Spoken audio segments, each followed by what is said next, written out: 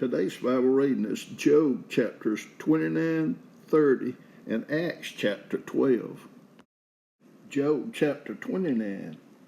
Moreover, Job continued his parable and said, "Oh, that I were as in months past, as in the days when God preserved me, when his candle shined upon my head, and when by his light I walked through darkness, as I was in the days of my youth, when the secret of God was upon my tabernacle, when the Almighty was yet with me, when my children were about me, when I washed my steps with butter, and the rock poured me out rivers of oil, when I went out to the gate through the city, when I prepared my seat in the street.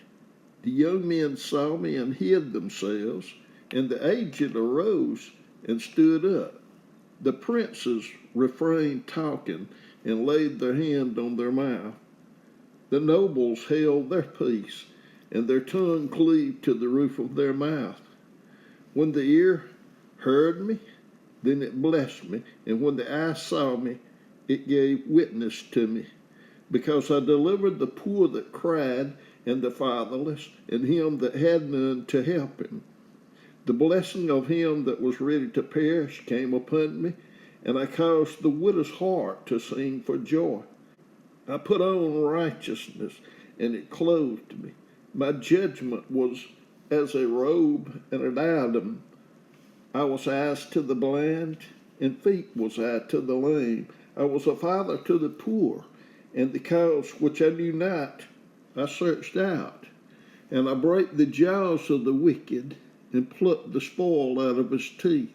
Then I said, I shall die in my nest, and I shall multiply my days as the sand. My root was spread out by the waters, and the dew lay all night upon my branch. My glory was fresh in me, and my bow was renewed in my hand. Unto me men gave ear, and waited, and kept silence at my counsel. After my words they spake not again, and my speech dropped upon them. And they waited for me as for the rain, and they opened their mouth wide as for the latter rain. If I laughed on them, they believed not in the light of my countenance, they cast not down. I chose out their way, and sat chief, and dwelt as a king in the army, as one that comforteth the mourners. Job chapter 30. But now they that are younger than I have me in derision, whose fathers I would have disdained to have set with the dogs of my flock.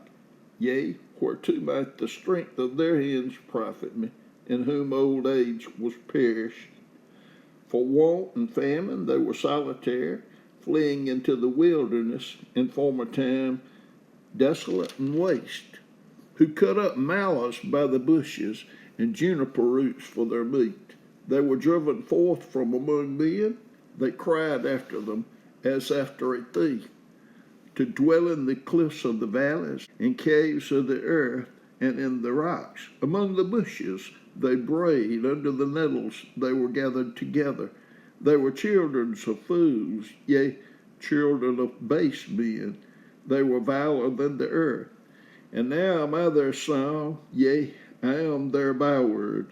They abhor me, they flee far from me, and spare not to spit in my face, because he hath loosed my cord and afflicted me. They have also let loose the bridle before me. Upon my right hand rise the youth. They push away my feet, and they raise up against me the ways of their destruction. They mar my path, they set forward my calamity. They have no helper. They came upon me as a wide breaking in of waters. In the desolation they roll themselves upon me. Terrors are turned upon me. They pursue my soul as the wind, and my welfare passeth away as a cloud. And now my soul is poured out upon me. The days of affliction have taken hold upon me. My bones are pierced in me in the night season, and my sinews take no rest. By the great force of my disease is my garment changed. It bandeth me about as the collar of my coat. He hath cast me into the mire, and I am become like dust and ashes. I cry unto thee, and thou dost not hear me. I stand up, and thou regardest me not. Thou art become cruel to me. With thy strong hand thou opposest thyself against me. Thou liftest me up to the wind, thou causest me to ride upon it, and dissolvest my substance. For I know that thou wilt bring me to death, and to the house appointed for all living. Howbeit he will not stretch out his hand to the grave, though they cry in his destruction. Did not I weep for him that was in trouble? Was not my soul grieved for the poor? When I looked for good, then evil came unto me, and when I waited for light, there came darkness. My bowels boiled and rested not. The days of affliction prevented me. I went mourning without the sun. I stood up and I cried in the congregation. I am a brother to dragons and a companion to owls. My skin is black upon me, and my bones are burned with heat. My harp also is turned to mourning, and my organ into the voice of them that weep. Acts chapter 12. Now about that time, Herod the king stretched forth his hands to vex certain of the church, and he killed James, the brother of John, with the sword. And because he saw it pleased the Jews, he proceeded further to take Peter also. Then were the days of unleavened bread, and when he had apprehended him, he put him in prison and delivered him to 4 quaternions of soldiers to keep him, intending after Easter to bring him forth to the people. Peter therefore was kept in prison, but prayer was made without ceasing of the church unto God for him. And when Herod would have brought him forth, the same night Peter was sleeping between 2 soldiers, bound with 2 chains, and the keepers before the door kept the prison. And behold, the angel of the Lord came upon him, and a light shined in the prison.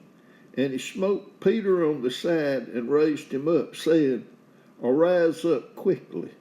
And his chains fell off from his hands. And the angel said unto him, Gird thyself, and bind on thy sandals. And so he did. And he saith unto him, Cast thy garment about thee, and follow me. And he went out and followed him, and wist not that it was true which was done by the angel, but thought he saw a vision. When they were past the first and the second ward, they came unto the iron gate that leadeth unto the city, which openeth to them of his own accord. And they went out and passed on through one street, and forthwith the angel departed from him.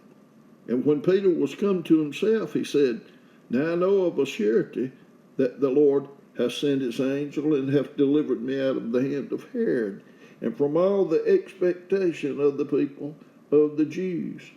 And when he had considered the thing, he came to the house of Mary, the mother of John, whose surname was Mark, where many were gathered together praying.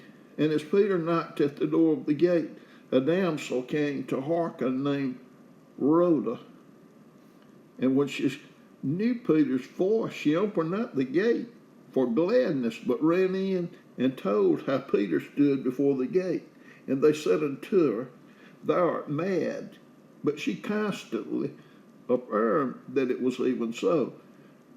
Then said they, It is his angel. But Peter continued knocking, and when they had opened the door and saw him, they were astonished. But he, beckoning unto them with the hand to hold their peace, declared unto them how the Lord had brought him out of the prison. And he said, Go show these things unto James and to the brethren. And he departed and went into another place.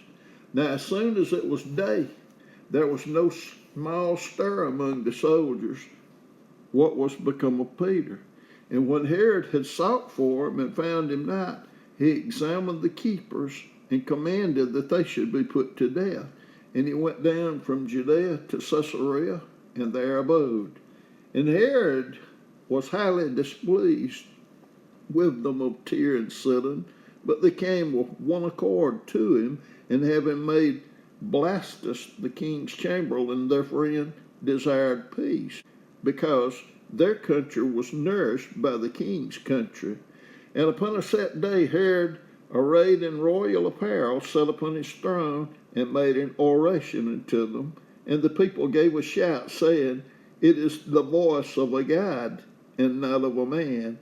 And immediately the angel of the Lord smote him, because he gave not God the glory, and he was eaten of worms, and gave up the ghost.